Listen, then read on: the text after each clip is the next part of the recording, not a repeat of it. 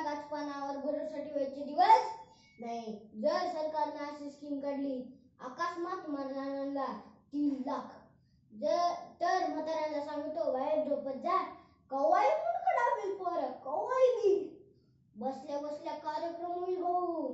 अरे आता जर एखाद्या महिन्यातला कीर्तन संपल्यावर क्वार्टर पाहिजे तुम्ही तुझ्या करायला घोडा लावे ना ते.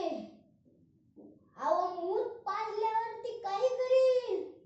4 पोरं एकाला, 4 पोरं कुणाचे बाप पुरुष मंडळी. तुमची बायको गेली, बायको जीवन अंधारात कशी पास म्हणते कोणी काय. बायको गेल्यावर तुम्हाला सांगतो सुन्यावर बरं कोणताय काय फुलाखाली घालायचे. शेवटी आपली माहिती विषय नाही. अरे आपली आई गेली, आपला बाप गेला, काय घेऊन बसले बाकीचे तुम्ही भाऊ.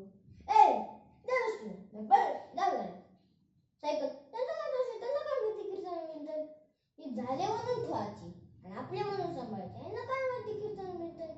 त्याला ती बदलेल चित्र पाहायची सवय, त्याला वाटले एकच चित्र आहे, चित्र बदलत का नाही. हा चॅनल खराब आहे का काय, त्याला काय माहित. त्याला ती जाहिरातीची सवय जाहिरात, त्याला वाटलं तासची जाहिरातच नाही. अहो त्यांचा दोषच नाही. घराने कधी गाथा नाही, घराने कधी ज्ञानेश्वरा नाही. आईचे दिवस गेले मेकअप मध्ये आणि बापाचे गेले पीएनए मध्ये. हा मधला कार्यक्रम आहे आणि मधला कार्यक्रम लई वाईट. अजून तरी बरं आहे. 12-3 वर्षांनी स्त्री सरळ होती. 4-5 वर्षात भयानक होणार. आतूनच चष्मा सांगत येणार काचा विचार फिट करून. चॅनलचा परिणाम नाही वाईट. गरोदरपणात चॅनल पाहिले ना. तुम्हाला एक उदाहरण सांगतो. अभिमन्यू चक्रात घुसायचं कसं शिकला? आईच्या पोटात. चक्रातून बाहेर पडावं हे जगात शिकला आलं नाही, पण चक्रात कसं घुसावं हे कुठे शिकलात? आईच्या.